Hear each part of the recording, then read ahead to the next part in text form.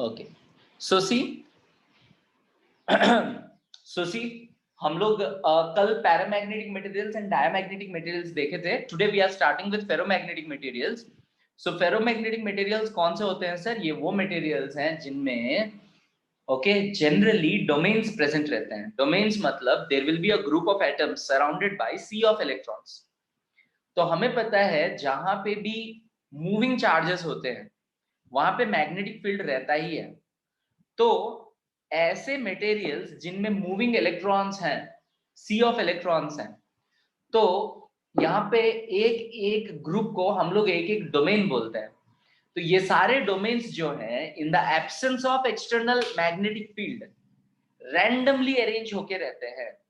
जब वो randomly arrange होते हैं तो नेट मैग्नेटिक फील्ड जो है वो जीरो हो जाता है, एक दूसरे का मैग्नेटिक फील्ड कैंसिल हो जाता है। आप लोग समझ रहे हैं? ये ना ऐसे क्लॉकवाइज घूम रहा है, ये एक है जो कि एंटी क्लॉकवाइज घूम रहा है, तो इसका मैग्नेटिक फील्ड कैंसिल हो गया।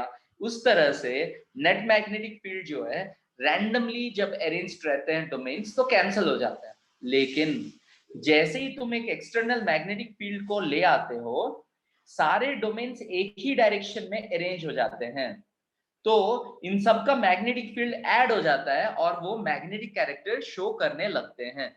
बताइए कितने लोगों को समझ में आया? Yes sir. Yes sir. Yes sir.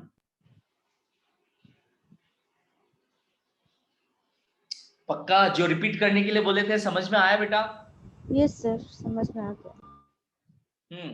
चलिए बहुत अच्छा बात। तो अब टेक्स्ट बुक में देख लेंगे हम लोग क्या लिखा हुआ है। देखो फेरोमैग्नेटिक मटेरियल के बारे में क्या लिखा हुआ है टेक्स्ट बुक में। A few substances like iron, cobalt, nickel, gadolinium, chromium dioxide are attracted very strongly by a magnetic field. Such substances are called as ferromagnetic substances. Besides strong attractions, these substances can be permanently magnetized.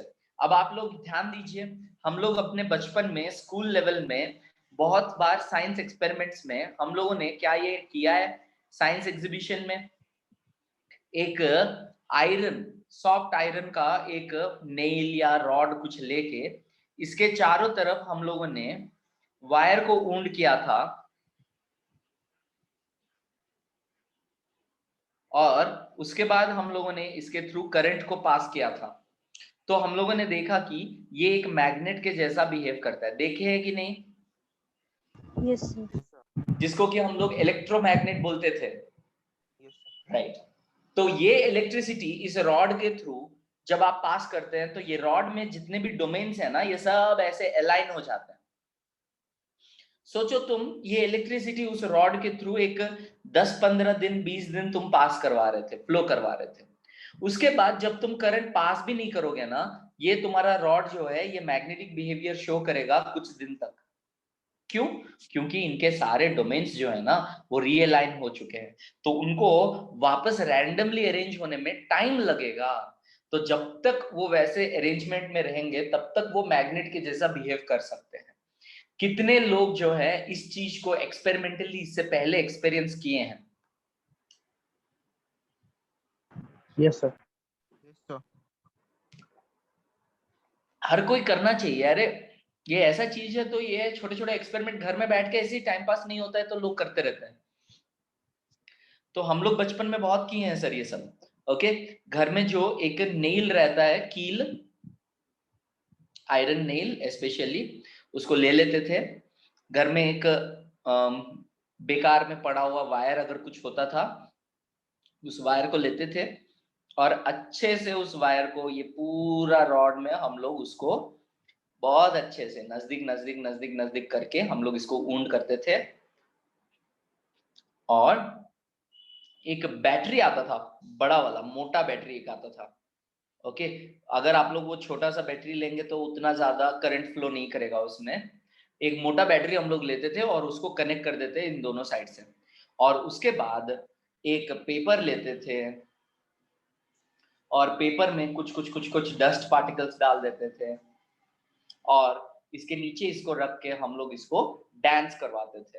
That is what we were doing when we were like children. Okay, तो ऐसा छोटे छोटे experiments आप लोग भी अपने घर में कर सकते हैं, ये कोई बड़ा बात नहीं है। ओके, तो अब टेक्स्ट बुक देखिए क्या बोल रहा है।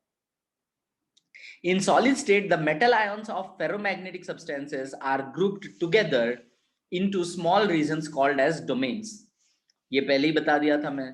Thus, each domain acts as a tiny magnet in unmagnetized piece of ferromagnetic substance. The domains are randomly oriented in their magnetic moments, get cancelled. ये मैं पहले भी बता दिया आप लोगों को. जब एक्सटर्नल मैग्नेटिक फील्ड नहीं रहता है, डोमेन्स जो है ना रैंडमली अलाइंड रहते हैं, अलग अलग डायरेक्शन में ये रैंडमली अलाइंड रहते हैं. जब ये रैंडमली अलाइंड रहते हैं तो इनका नेट मैग्नेटिक मूवमेंट 0 हो जाता है. बट जैसे ही तुम एक्सटर्नल मैग्नेटिक फील्ड अप्लाई करते हो, ये सबके सब एक सिंगल अरेंजमेंट में आ जाते हैं.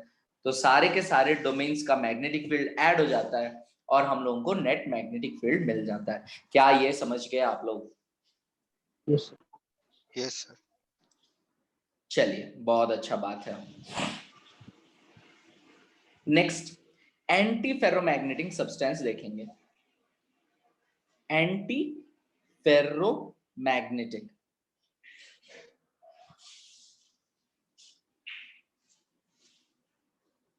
anti-ferromagnetic substances. So what are these anti-ferromagnetic substances? Okay, इनमें इनका जो डोमेन्स होता है ना सर, ये एक बड़ा बेहतरीन अरेंजमेंट में रहते हैं. एक डोमेन अगर ऊपर की तरफ रहता है तो एक नीचे, एक ऊपर की तरफ, एक नीचे, एक ऊपर, एक नीचे, एक ऊपर, एक नीचे, ऐसे एग्जैक्टली एक ऊपर एक नीचे, एक ऊपर एक नीचे, एक ऊपर एक नीचे, ऐसे रहता है.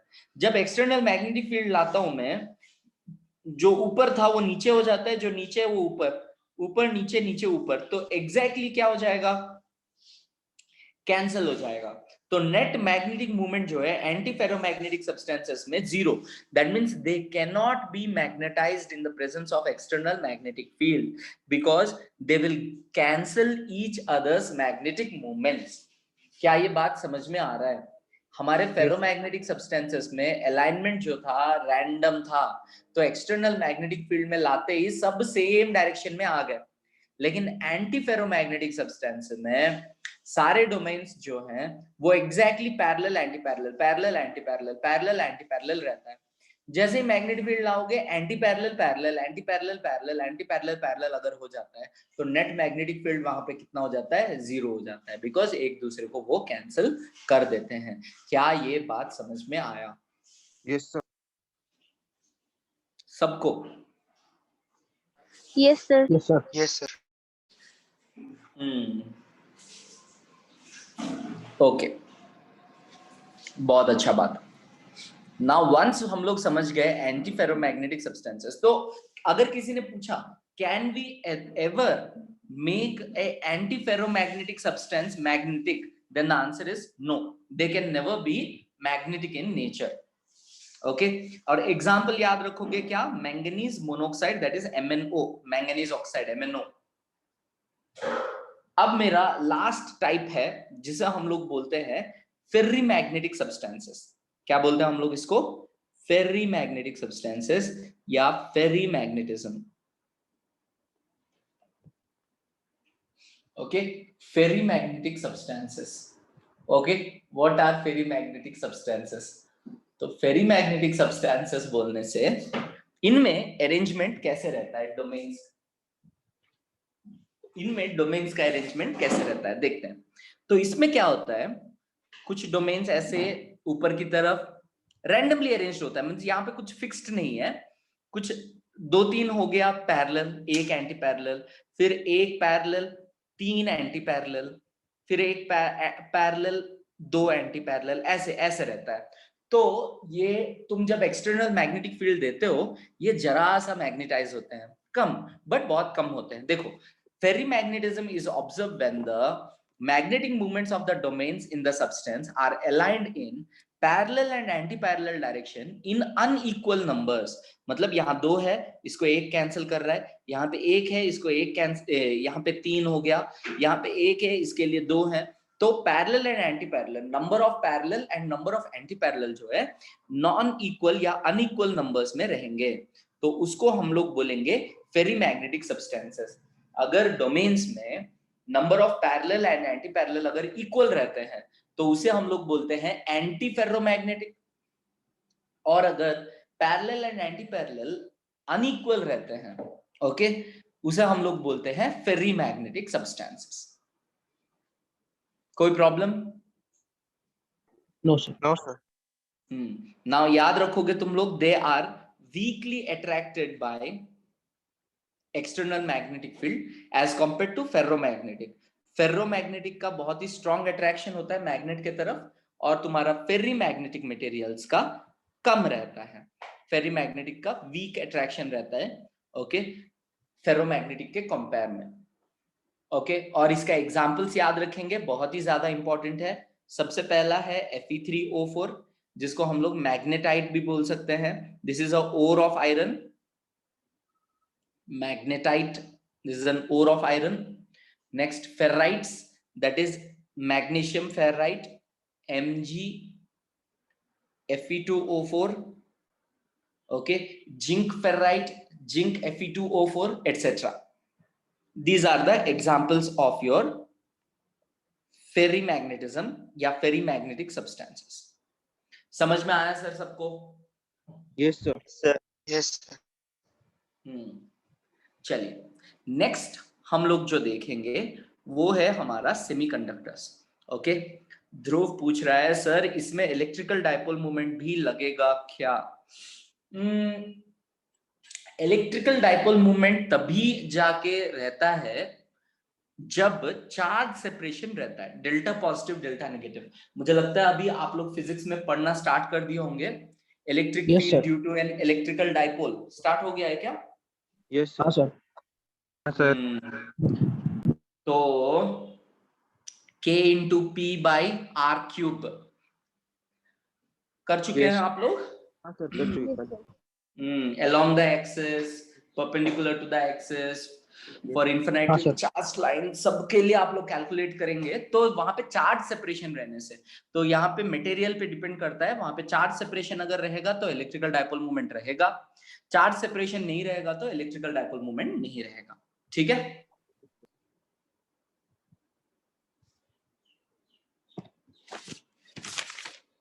नेक्स्ट अब हम लोग समझेंगे हमारा सेमीकंडक्टर्स के बारे में, ओके।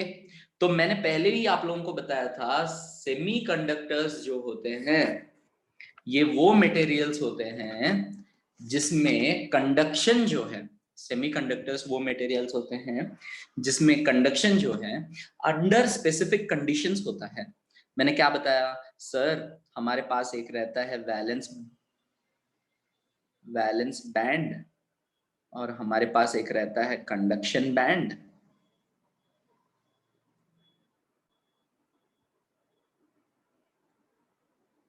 और इन दोनों के बीच में जो फॉरबिडन जोन है, इन दोनों के बीच में जो एनर्जी गैप है वो इंटरमीडिएट है in case of your conductors, semiconductors, sorry, right. तो अब हम लोग समझेंगे ये सेमीकंडक्टर्स में हम लोग और क्या क्या है, किस टाइप के सेमीकंडक्टर्स होते हैं, राइट, ये सब चीज के बारे में हम लोग पढ़ेंगे। इन semiconductors the gap between the valence band and the conduction band is small, that is intermediate. Therefore, some electrons may jump from your conduction band and show some conductivity. Okay, तो conduction band में हमारा electron valence band से conduction band jump करके easily वो तुम्हारा conductivity show कर सकता है।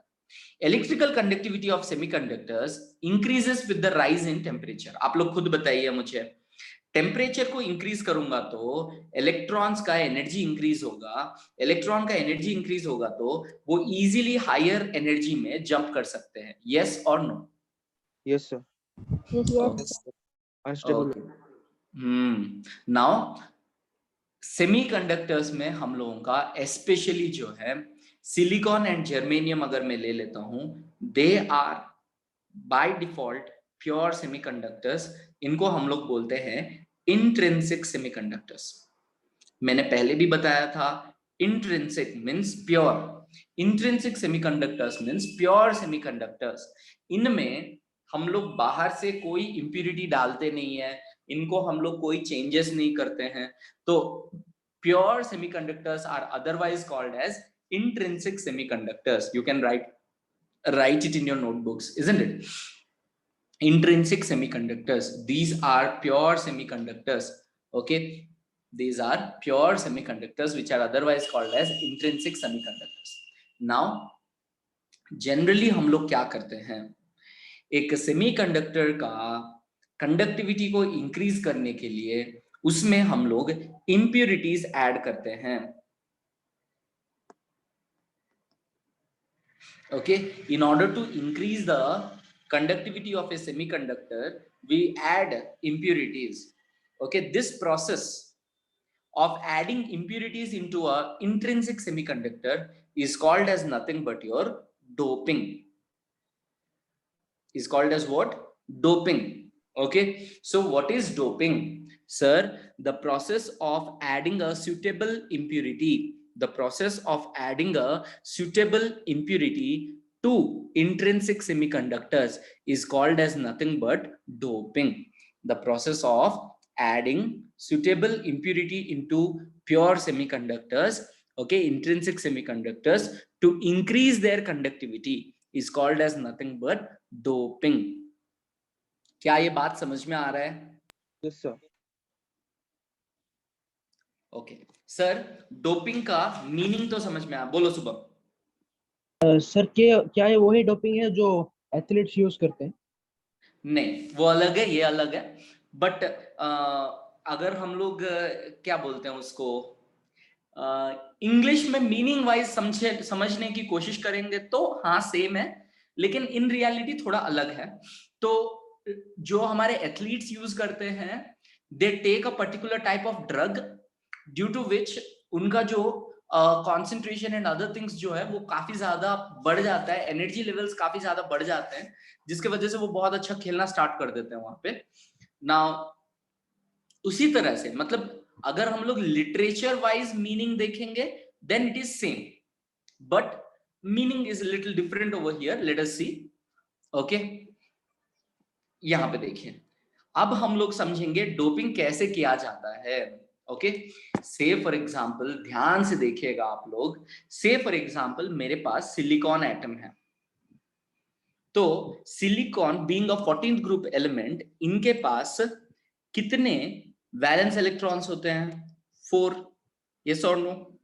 Yes, sir. तो ध्यान से देखो, silicon having 4 valence electrons. Again, one more silicon having 4 valence electrons. Again, one more silicon having 4 valence electrons. Silicon having 4 valence electrons. Silicon having 4 valence electrons. Now, every silicon is attached with 4 other silicons like this. आराम से अपना चारों electrons को वो bond करके मस्त stable होके है. कोई प्रॉब्लम है इसमें? No, sir. No sir. अब हम लोग क्या करेंगे, इसमें अगर इलेक्ट्रिकल फील्ड अप्लाई करेंगे तो यहाँ पे कोई कंडक्शन नहीं होगा. क्यों? क्योंकि सर हर एक सिलिकॉन एटम का जो इलेक्ट्रॉन्स है वो तो बॉन्डिंग में पार्टिसिपेट कर रहे हैं, तो यहाँ पे कोई फ्री इलेक्ट्रॉन है ही नहीं, तो आप इसमें कंडक्शन कैसे करवाएंगे? There will be no electrical conduction taking place. बहुत अच्छा बात है. तो अगर ऐसा बात है तो हम लोग अब इसको डोपिंग करेंगे और इसका कंडक्टिविटी को बढ़ा देंगे. हम लोग क्या करेंगे, इसमें डोपिंग करेंगे और इसका कंडक्टिविटी को बढ़ा देंगे. तो से फॉर एग्जांपल मैंने अभी इसमें एक क्या किया, इलेक्ट्रॉन रिच इंप्यूरिटी डाल दिया. से फॉर एग्जांपल मैंने एक 15th ग्रुप का एलिमेंट, मतलब जैसे फॉर एग्जांपल मैंने फास्फोरस को ले लो, मैंने 15th ग्रुप का एक एलिमेंट को मैंने इसके अंदर डाल दिया. तो से फॉर एग्जांपल 15th ग्रुप का एलिमेंट जो है, एक मिनट दो मुझे.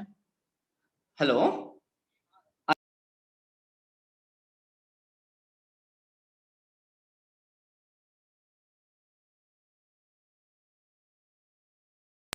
एक मिनट थोड़ा लाइन में रुको.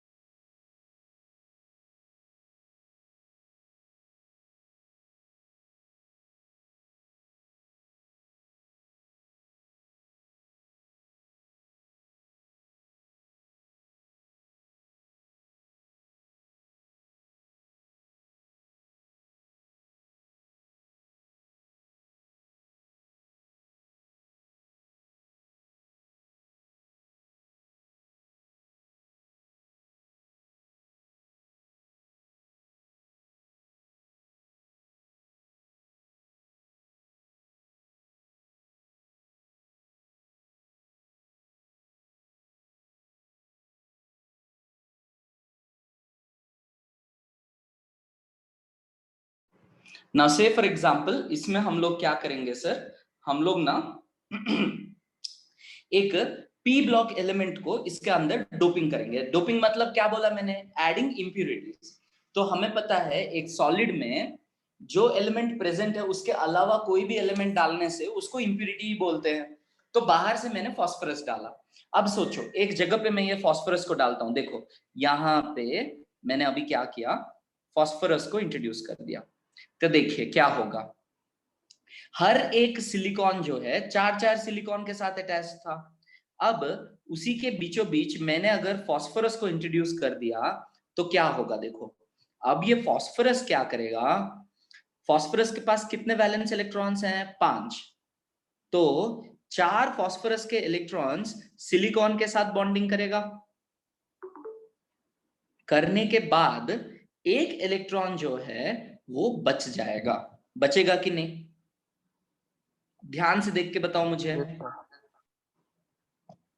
क्योंकि फास्फोरस के पास 5 वैसे वैलेंस इलेक्ट्रॉन्स हैं, तो फास्फोरस 4 सिलिकॉन के साथ 4 बॉन्ड बनाने के बाद भी इसके पास एक इलेक्ट्रॉन बच जाता है।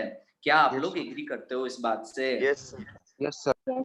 Yes, sir. तो Yes, sir. इस तरह से मेरे डोपिंग करने के वजह से, ध्यान से देखो तो क्या हो रहा है सर, अब अगर मैं यहाँ पे इलेक्ट्रिक फील्ड अप्लाई करूंगा, पॉजिटिव नेगेटिव अप्लाई करूंगा, तो इससे पहले क्या हो रहा था, कंडक्शन करने के लिए कोई फ्री इलेक्ट्रॉन्स नहीं थे। But have a look now, now we are having free electrons for conduction to happen और not? Yes, sir. Hey. There is an extra electron now, so obviously this electron can move from the negative towards the positive. तो पहले जो movement of electrons नहीं हो पा रहा था in pure silicon because of the absence of free electrons, now the conduction is going to happen, and it is going to happen easily because of the presence of these free valence electron. आया समझ Yes. में? Yes, sir. आया ना? Yes, sir. Okay, so this process itself is called as nothing but doping. So अब आप लोगों को समझ में आया होगा कैसे एक impurity ऐड करने से, कैसे एक impurity ऐड करने से, कैसे एक impurity ऐड करने से हम लोगों का कंडक्शन जो है वो बढ़ गया है।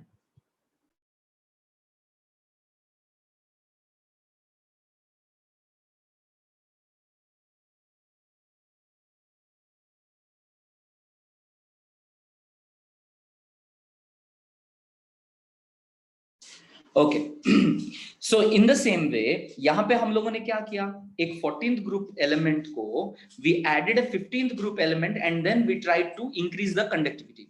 तो यहां पे हम लोगों ने एक इलेक्ट्रॉन रिच इंप्यूरिटी हम लोगों ने इंट्रोड्यूस करवाया है। What do we call it as?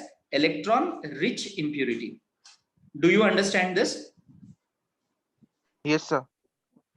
Okay, so as here the charge carriers are negatively charged, means यहाँ पे चार्ज कैरियर कौन है, इलेक्ट्रॉन्स हैं, and as electrons are negatively charged मतलब n से स्टार्ट होता है, इसीलिए इसको हम लोग बोलते हैं n टाइप सेमीकंडक्टर्स। इनको हम लोग क्या बोलते हैं, n टाइप सेमीकंडक्टर्स। क्या ये समझ में आ रहा है? Yes, sir. Yes, sir. Yes, so you see sir, as the majority carriers are electrons, and as electrons are negatively charged, that is why we will call them as nothing but n type semiconductors. So sir, in an n type semiconductor, a 14th group element is doped with a 15th group element, which is nothing but an electron rich impurity. So when we add an electron rich impurity, the conduction will take place due to these excess of electrons, and hence the semiconductor will now become a good conductor.